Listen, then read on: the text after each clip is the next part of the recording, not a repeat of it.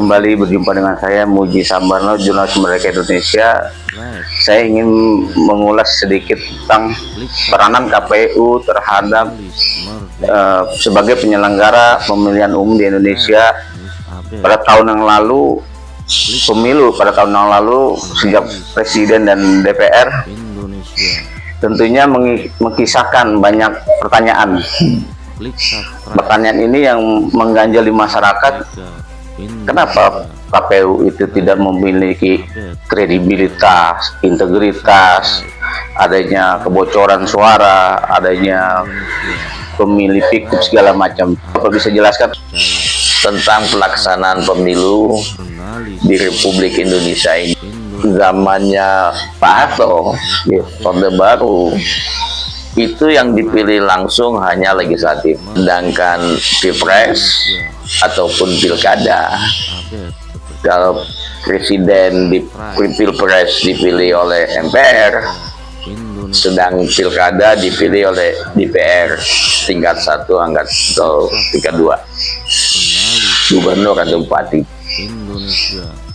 Tapi setelah zaman Orde Reformasi, mulai tahun 2004, yang pastinya 2009, 2014, 2019, 2024, pemilihan legislatif maupun presiden dan kepala daerah dipilih langsung oleh rakyat.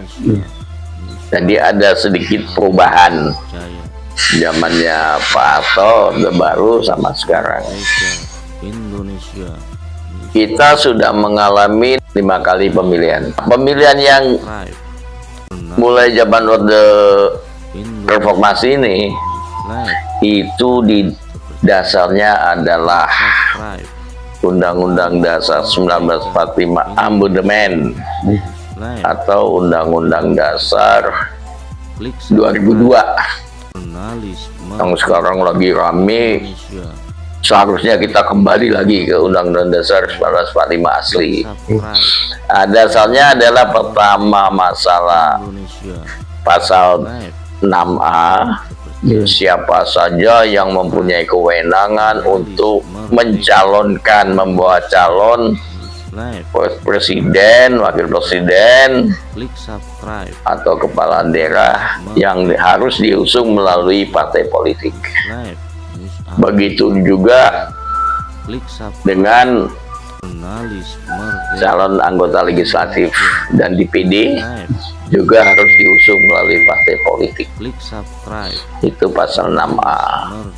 Dan juga pasal 22E. Nah, itulah. Dan pemilu yang terakhir dengan ditambah dengan Undang-Undang Pemilu nomor 7 tahun 2017. Nah, di mana menunjuk suatu pemilihan umum, pilpres, pileg maupun pilkada dilaksanakan oleh suatu komisi pemilihan umum. Nah, di sini saya tegaskan kata suatu komisi pemilihan umum. Itu ayat 5 pasal 22E Undang-Undang Dasar 1945 tahun 2002 Amandemen. Yang menjadi pokok masalah suatu ini berarti bukan satu. Jadi penyelenggara pemilu itu ada 2. Satu, komisi pemilihan umum. Kedua, badan pengawas, Bawaslu. Nah, itu kata satu, di mana masing-masing mempunyai tugas dan kewenangan. Nah, saya lari dulu ke Bawaslu. Bawaslu ini tugasnya yang mengawasi pelaksanaan pemilu. Pengawasan ini yang saya agak kecewa. Kalau dia menemukan suatu pelanggaran, yang melanggar itu maupun peserta pemilu, atau yang melanggar itu anggota Bawaslu sendiri, itu sanksi hukumnya sangat ringan. Klik subscribe. Kalau saya anggap sangat ringan. Sanksinya berupa apa? Nah, saksinya kalau kita olahraga itu, kalau kita melanggar, misalnya kita didis, Subscribe. kartu kuning, Iya. kartu merah, Indonesia atau dikurangi nilai. Live.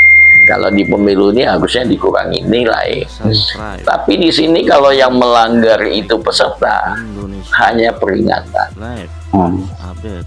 Ayo, peringatan pertama, Klik subscribe. peringatan kedua, peringatan ketiga, sampai seterusnya nggak ada. Berarti peringatan itu Live. Cuman diingat, jangan langgar lagi, jangan langgar lagi gitu. cuma teguran, Iya, tanpa sanksi dong maksudnya. tanpa sanksi. Berarti nggak jelas. Nah, itu juga kalau Live. orang Bawaslu sendiri yang melanggar. Oh, Klik sama seperti itu juga. Enggak, dia juga ditegur, tapi ada satu lagi yang lebih berat, dia di news update. nonaktifkan Udah nang. atau dipecat. Nah, itu kan agak bagus kalau penyelenggara, tapi kalau peserta peringatan. Padahal keinginan kita itu paling nggak kalau melanggar itu Klik subscribe. peringatan satu, peringatan kedua sudah ada pengurangan perolehan nilai kan.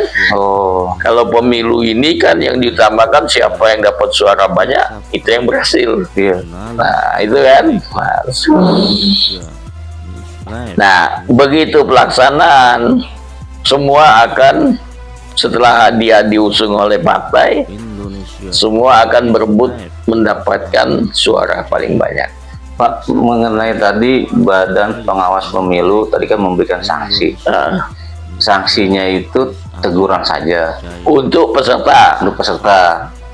Di sini saya ingin tanyakan Pak mengenai sanksi ini. Dia kalau Bawaslu itu berhubungan dengan lembaga hukum atau tidak dalam mengambil keputusan itu? Indonesia ada petunjuk-petunjuk, ada SOP-nya. Ada SOP-nya. Iya. Oh, Karena selama ini saya belum pernah melihat Bawaslu itu melaporkan ke lembaga hukum atau ke kepolisian untuk disidik, iya. kejaksaan untuk didakwa, nggak ada. Nggak ada. Belum ada sampai ke sana. Berarti tingkat sanksinya terlalu ringan lah. Terlalu ringan ya. Yang agak berat juga ya tadi itu kalau kalau si anggota Bawaslu sendiri, bagaimana dia bisa, misalnya dia harusnya tidak boleh, dia harusnya tidak boleh orang itu curi start. Dia tahu, dia diem aja. Nah, itu dia bisa kena. Berarti seharusnya sanksi yang berat itu adalah menonaktifkan Ya, kalau peserta. bagi bukan Kalau bagi yang itu penyelenggara. penyelenggara dinonaktifkan, Iya. peserta didis. Oh, Dis kan sama, Iya, iya. atau pengurangan hasil perolehan Iya. gitu loh kan. Oh. Kan pemilu itu kan intinya kan Kenapa mendapat, tidak terjadi seperti itu, Pak? Artinya, ya inilah yang kita akan usulkan. iya. Itu harus dipertingkat. Kenapa? Karena pelaksanaan selama ini Iya. dengan sanksi begitu kan dianggap remeh, orang tetap Melakukan melakukan pelanggaran. pelanggaran. Satu, dia melakukan pelanggaran. Nah, yang kedua, kena sanksi ringan. Indonesia Live. Ada istilah suaranya digembosin. Suara saya kok digembosin? Iya. Suara saya kok diambil si A? Iya. Suara saya kok diambil si B? Nah, ini yang baru mau kita potong. Ini yang tidak boleh terjadi di pemilu yang akan datang. Caranya, Pak? Nah, caranya ya, saya sudah mau pelajari. Ini secara kebenaran. Ini saya buka di sini. Iya. Ada orang datang ke saya. Pak Bas, apa? Klik Pak Bas mau duduk jadi anggota legislatif Indonesia DPR pusat atau DPR DKI, karena kita Jakarta kan. Klik subscribe. Tidak usah susah-susah, Pak. Merdeka Indonesia. Tidak usah susah-susahnya dari Iya. mana. Saya tahu kalau orang mau dipilih orang seorang itu, dia harus kampanye. Iya. Dia harus menyebarkan siapa dia harus bicara di sana di sini supaya orang tertarik dengan program Iya. dia. Ini kamu bilang nggak usah susah-susah. Iya, Pak, kami bisa tuh. Bagaimana? Nah, ini kan aneh kan? Iya. Transaksional ya. Nah, transaksional. Iya. Asal Bapak punya uang sekian miliar. Target. Subscribe. Loh saya 5 tahun apa kembali? Oh kembali Pak. Indonesia. Wah, Ini dari bagian dari penyelenggara, Bang. iyalah. Oh, Bagaimana? Jurnalis merdeka Saya korek kan? iya. Indonesia. Gini Pak, Live. pokoknya Bapak mendaftar, KPU tahu, Klik subscribe. kasih nomor urut, Jurnalis mau jadi apa? Indonesia. Pileg atau pilkada, Update. silakan. Percaya. Klik Kasih kami dana, jurnalis taruh aja di tempat dapilnya Bapak. live. Foto-foto baliho Bapak. Berarti tidak ada terjadinya judul, Pak. Artinya tidak ada Ya, suara rakyat yang di situ berarti. nah ini yang mau Katakan kita. pemilihan langsung, tapi sebenarnya tidak langsung ya. Jadi bukan belum. Ini yang mau saya kasih. Azas pemilu itu Live. News update. luber dan jurdil. Iya. Itu di pasal 22i. Azas pemilu 22i ayat 1. Live. News update. Jujur, langsung, bebas, rahasia, Subscribe. adil. Luber, langsung, umum, bebas, rahasia, adil dan jujur. Itu azas.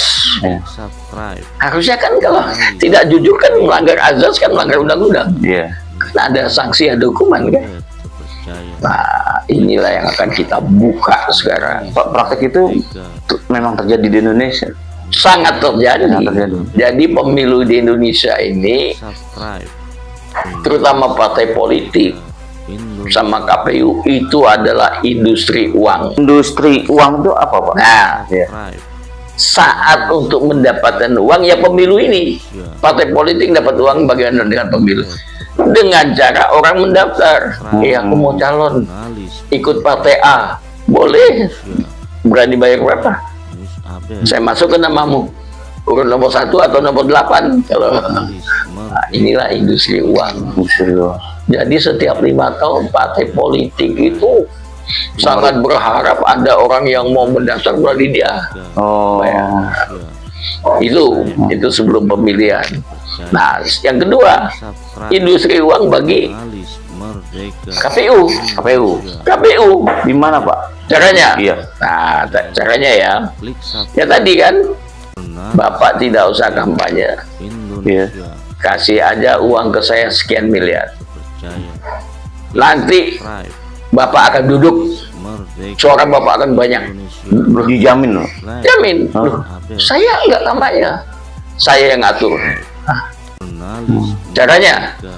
Indonesia. misalnya saya kasih 10 miliar News ke ketua KPU. Percaya. Klik subscribe. Saya ingin menjadi anggota legislatif pusat gitu ya. Dapil saya di sana. Percaya.